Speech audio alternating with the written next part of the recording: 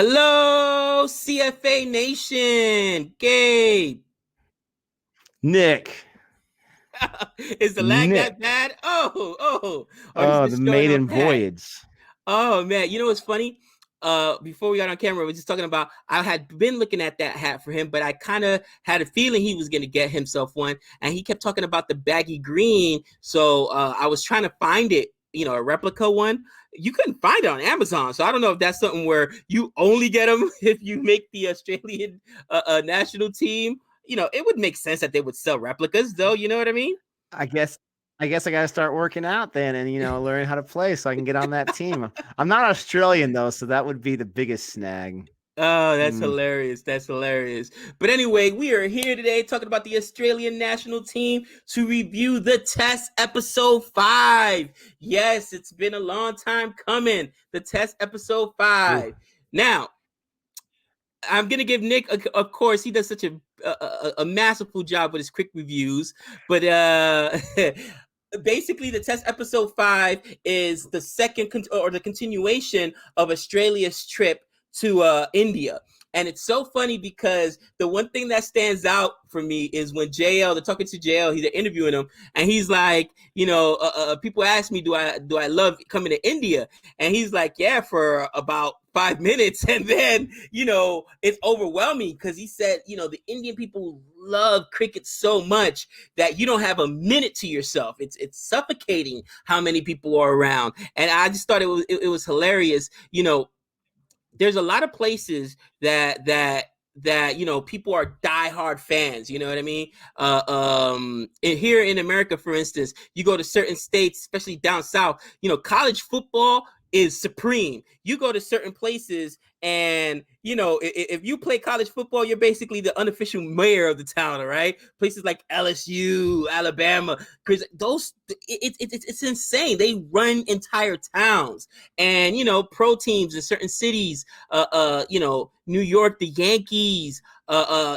In LA, the Lakers. I don't care how good who the Clippers have. The Clippers are never going to be the Lakers. Let's just be real. I don't know what Kawhi Leonard was thinking, but that's just what I mean.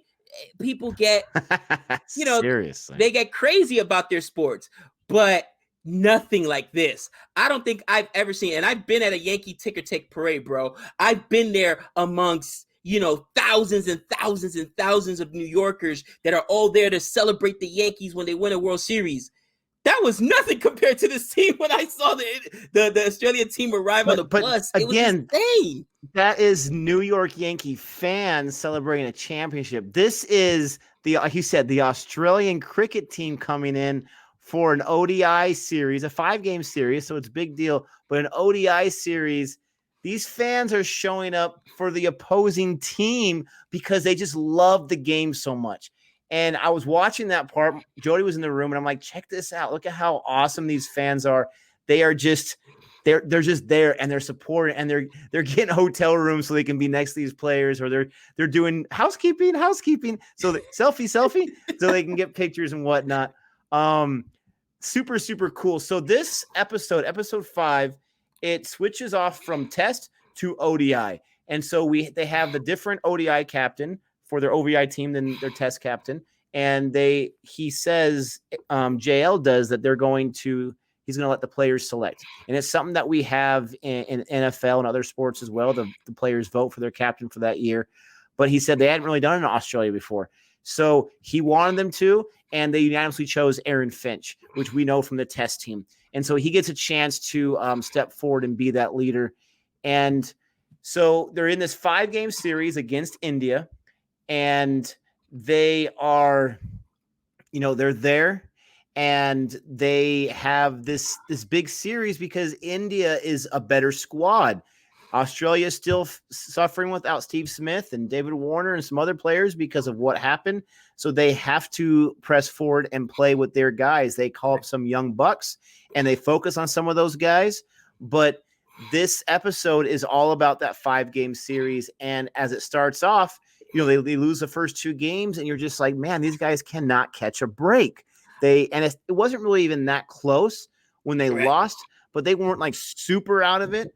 But they just couldn't catch a break. Fortunately, with ODI, it's not nearly as long as a Test match, where it's done in a day, you know, 50 overs or whatever, and you see what you can do in those 5 games. But that's what this episode's all about. Like I said, we get to focus on a little more of these players. We didn't really focus on any of the Indian players too much. They mentioned Right. Kohli again and whatnot, some of the bowlers, but we didn't get too much of that. But we did get a lot on Aaron the Finch, Australian bro. side, obviously. We got a lot on Aaron Aaron Finch. Finch. And we'll talk about his story in a second, but there was so many different things that I loved hearing about from this episode. I mean, there's so many awesome stories, so many different things, Aaron Finch being one of them. But I love seeing how this episode, more than any of the other episodes, and this is real life, this is a camera crew following them around this series, how this episode was like a Hollywood script in a lot of ways, and how this told a complete story from this 5-game ODI series in India against India. It was so much fun. I can't wait to talk about it. You know, talking about the story, right? The redemption. First and foremost, I was shocked when I was watching it and they chose Aaron Finch as captain, because I'm like, you know, this guy's been struggling mightily. Normally, they don't choose. At least in American sports, if you're the captain, you're probably the best player on that team, or if not, you've been there for a very long time. You know, a lot of times, catchers will be captains or whatnot. They say in baseball that's the toughest fielding position. A lot of times, again, in baseball, they say that catching is the toughest position, so a lot of catchers will be captain. But if you got that C on your jersey, you're probably one of the better players. And to this point, Aaron Finch hasn't showed us anything. We're talking through 5 episodes of the test. In fact, he's struggling. He got dropped off the test team. So I'm like, you know, like, or not dropped the way JL says it. He needed a blow or he needed a break before he went to go play on the ODLs. But let's be honest, he was killing the team. And I was surprised that the players chose him. You know, that shows a lot of camaraderie amongst the bunch, because, you know, it's easy that when a guy is struggling, you could easily be like, you know what? Nah, he's captain. What, are you kidding me? You know, after that, the next thing that really taught me about Aaron Finch is like, man, this guy has a self-belief in himself that very few people have. Because, man, to be that bad for that long and still have the belief and go out there and continue. I mean, I've heard of slumps, but this guy had, what was this? We're talking about almost a year-long slump, because we've already followed him for close to a year at this point. A year-long slump. In baseball, for instance, I remember Johnny Damon had a slump with the Yankees, right? And, bro, he was batting 100 through his first 100 at bats with the Yankees. And the reporters were talking about, oh, Johnny, are you going to get benched or whatever, this is that. This is like his first year in New York. And he was like, I'm Johnny Damon. He said, you're going to judge me off of my first 100 at bats? Let the season play out. And of course, he ended up being one of the better Yankees that year, hit like 320 or whatever. But again, that's just 100 at bats, and he had a really bad slump. Can you imagine a year-long slump? I don't know if it was a year long. It was like the last few months of the test season, and then, you know, the first few games of this one. But I mean, the fact that, and they mentioned it many times, like, how can we have our captain not able to get more than just a few runs every time he's up, and he's opening the games and everything? I mean, it's tough to do. And you can tell that JL's head was spinning, like the wheels were turning, like, okay, we're not going to sack him, but we got to do something. Like, what are we going to do? He had the ex players come in, the greats talk to him and get that kind of support. They even had a team meeting. And to Finch's credit, like, he didn't seem too upset about it. But JL's like, does anyone have anything that you want to give advice to Aaron Finch about this? And for the most part, everyone's advice was the same. Like, stop thinking about the slump. Stop worrying about the slump, because eventually you're just too good. And one person had a great line. They said, you know, when Aaron Finch is playing like Aaron Finch can, he's one of the best batsmen in the world. Right now, he's not playing that way, but that's what we know we can get from him. That's what we're waiting for. And this guy, I want to say it's the first 3 games at least, he doesn't get more than, I don't think he got a duck every single time, but maybe a few runs each time. I mean, he was out super quick. But then his redemption story of how he just kept at, and that's how life is. You're not always going to be the best. You're not always going to be on top.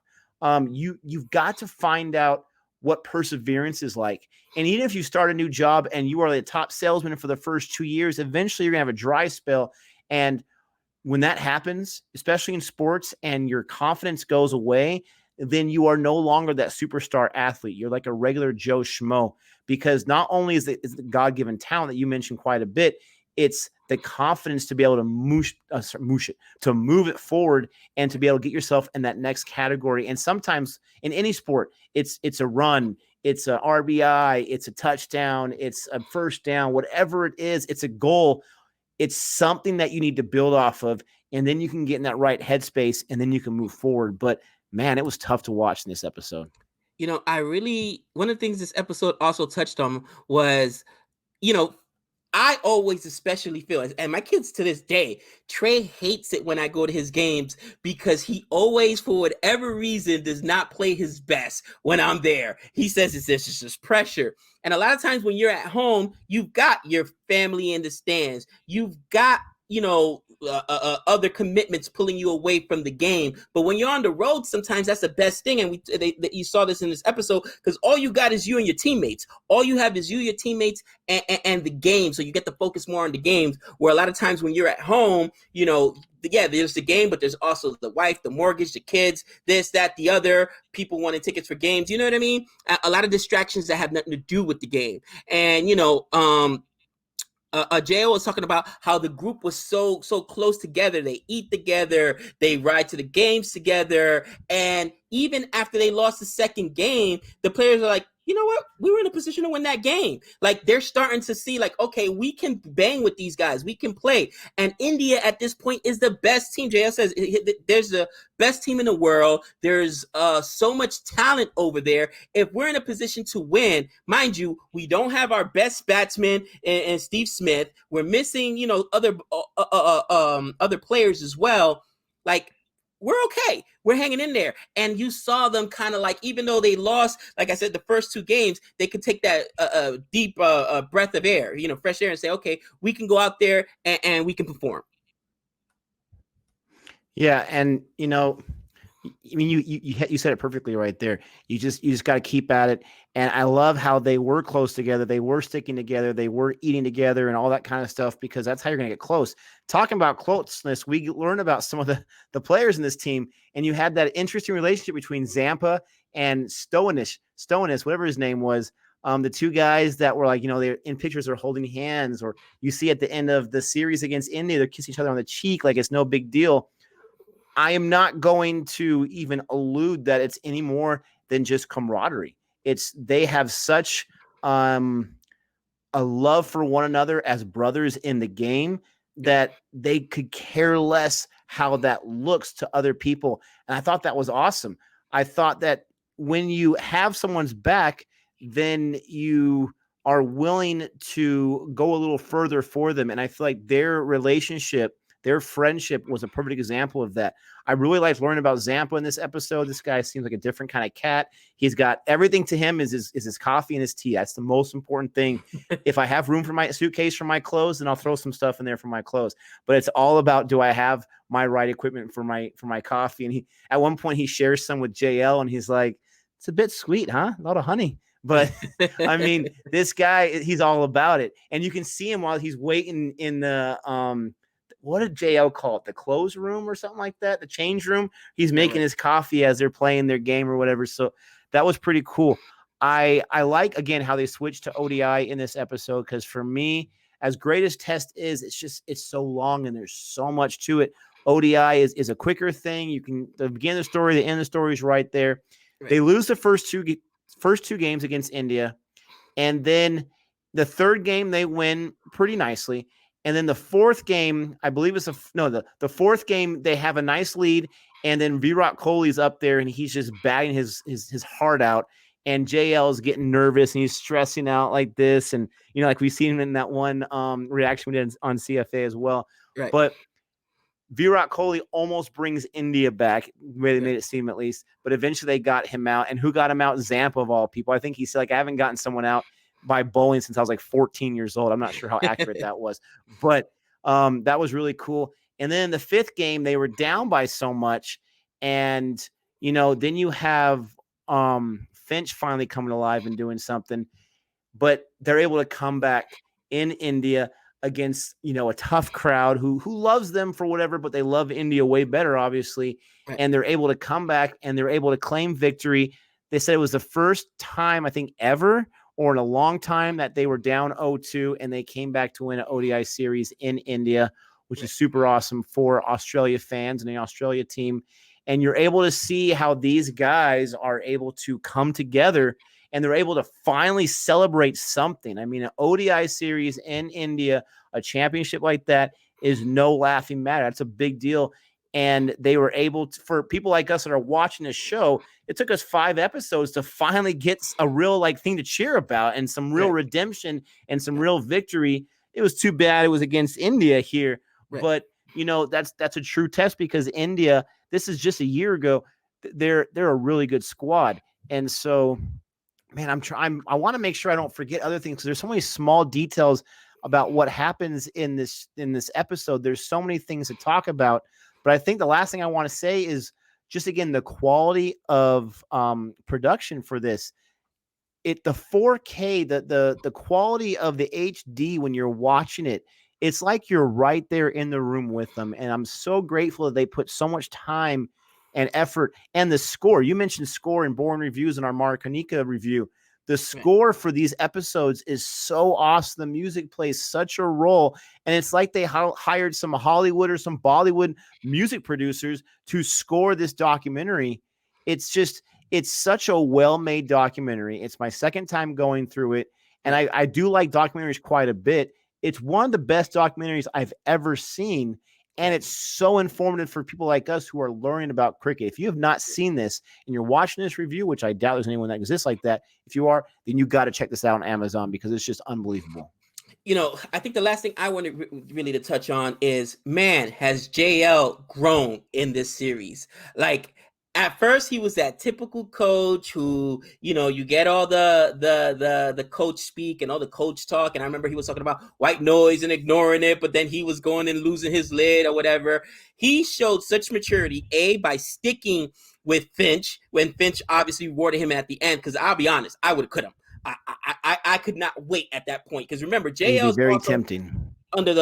He's under the microscope here. Okay. So that really just showed how much faith he has in his players. But B, he also took a hands-off approach where he was like, he let the players run the practice. He said, you guys go ahead and run the practice. They lost 2 games. Like, you know what? You guys go ahead and run the practice. And he said, to their credit, they worked even harder. And Uzi comes out and he said, listen, I love Uzi because Uzi says it how it is. He's like, listen, we know eventually he's going to produce. And we know we're all good mates here. But ultimately, being good mates doesn't win cricket games. Skill wins cricket games. So we need to see that skill. And Uzi is that guy that wears his emotions on his sleeves, but he's going to tell you how it is. And yeah, you could be the nicest guy in the world. If you can't play, you can't play. But obviously they all knew Finch could play and he just had to get out of that headspace. But again, I don't think I've ever seen a coach in any American sport go through that kind of growth. You know what I'm saying? Normally, coaches either start off well and then go downhill because eventually they lose, or they start off poorly and then stay poorly. Very few coaches have that growth, have that maturity. And I mean, at least from the teams I have followed myself, some of these coaches drive me crazy because they're so intent on just doing it their way.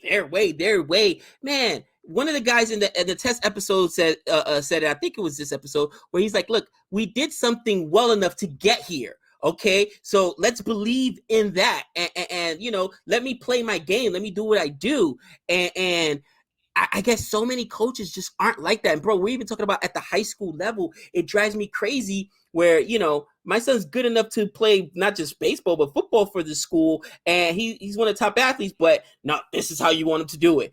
What does it matter? Well, you know what I mean? If he's getting the results, he's getting the results. But some of these coaches are so hell-bent on, this is how I want it done. And unfortunately, especially in youth sports, man, those coaches, for the most part, they are the ultimate. They are the god, okay? You do what they say or you getting cut. It's that simple. And it's so frustrating as a parent of an athlete. You're just like, oh, I hope this guy gets fired. This guy gets fired. High school coaches actually do get fired a lot. Well, it's all about control. There's so much competition. There's so much pressure on these coaches, and they want to be able to control everything. And I understand the mentality to a certain degree, because if I'm going to go down because my team's playing poorly, I'm going to go down doing it my way. And JL mentions in this episode that he stepped back quite a bit. He let them be in charge of their workouts. He let them be in charge of their preparation regimens.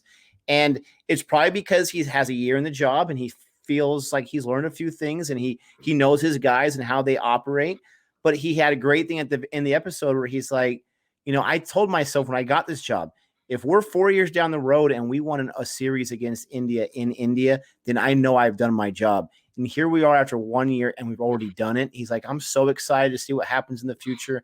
I feel like we actually have a chance to compete now in one-day cricket and hopefully in other avenues as well. Their test cricket so far hasn't gone too well, but this was a really big tournament against India, and they did really good.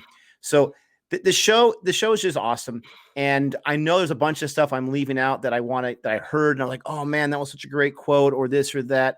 But I think we touched upon the important things. One thing that I'm really touched about is, first of all, thanks for understanding about us supporting Blackout Tuesday and not posting anything on Tuesday. This review was going to be posted on that day. We were going to record it in the morning and post it at night, but we decided to wait. So thanks for being understanding. Also, there's been so much positivity on both channels, wondering when this review is coming. That makes us feel really good. It makes us feel like you like what we're doing. So thanks so much. Keep watching our other videos. And don't forget to check out Boring Reviews. But those are our thoughts on the test episode 5. If you're watching the show with us, then let us know what are some of your thoughts. Let us know what are some of the quotes that we forgot about, some of your favorite parts that we mentioned that we forgot to mention. And, whatever you want to say, go ahead and let us know in the comment section. And, what do you want to say to end this review, Mr. Gabe? I think you hit the nail on the head. Thank you everyone who showed us love and gave us thumbs up and left comments and understood that ultimately silence sometimes is acceptance. You know what I mean? So supporting the cause and supporting Blackout Tuesday, we're making our statement there and letting our voices be heard. So much appreciated, and stay safe wherever you're at. We still have coronavirus going on in the world and all kinds of other stuff, but stay safe. And until next time, at 6 runs.